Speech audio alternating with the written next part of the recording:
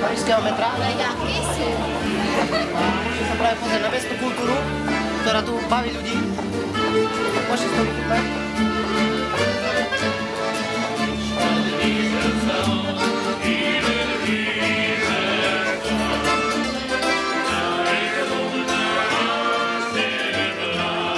Pani profesorka, čo si myslíte o tom? Skúste nám niečo povedať.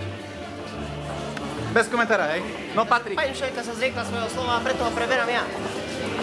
Že mohli sme vidieť ruských hovoriacich artistov, ktorí vlastne snažia prezentovať svoju kultúru. V zahraničí? Ako napríklad vo francúzskom metre? Ako napríklad vo francúzskom metre, áno. A samozrejme snažia sa pritom privybaviť aj nejakú tú korunku. Takže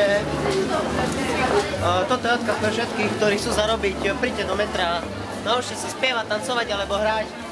A ako sa hovorí, sama rýža. Tak, lúčim sa s tebou, Patrik, maj sa pekne. Čau.